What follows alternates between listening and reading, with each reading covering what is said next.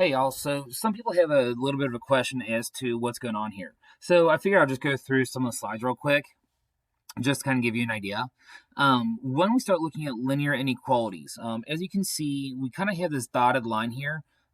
That's basically going to be kind of like if we were just to graph the line, 4x plus 3y equal 12.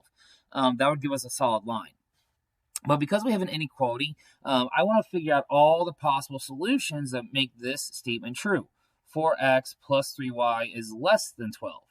So everything that you see here in this blue shaded region, this is called our feasible region. This is going to be our solution set. So any coordinate, any point in this region is going to work as a solution. So for this first one, I can pick any value down here. So I'm going to pick this point right here, negative 4, 2.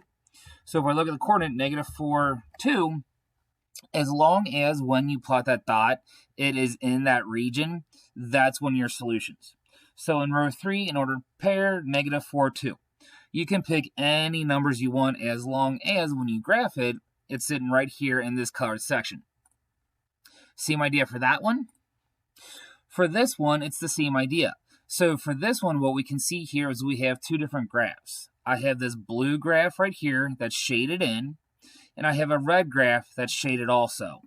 So this kind of purplish looking area down here at the bottom, that's going to be the points of intersection. This is going to be my overlap. This is where everything intersects. So see if you can figure out a point that's going to be in this section down here and kind of give me a short little answer as to why that point would work.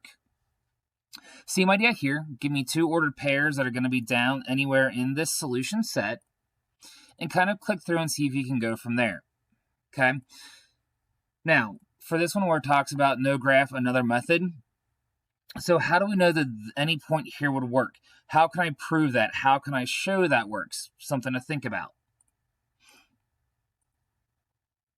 For this, so this is where we're going to start writing our equations of systems of inequalities. So kind of treat it like we did with our equations, but this time we're going to look for inequalities. This is one to where I'm not looking for too much correctness because these are hard. Give it a try, knowing that X is the number of $5 tickets and Y is the number of $8 tickets, and we know how many tickets or how much money was sold. So for our first one, we're going to have 5X plus 8y. Now you have to figure out, is it less than or equal to, greater than or equal to, just less than, just greater than. I'm just going to use equals because I want you to figure out that part. 1,200 because money, money, and money. And then 500 students can attend.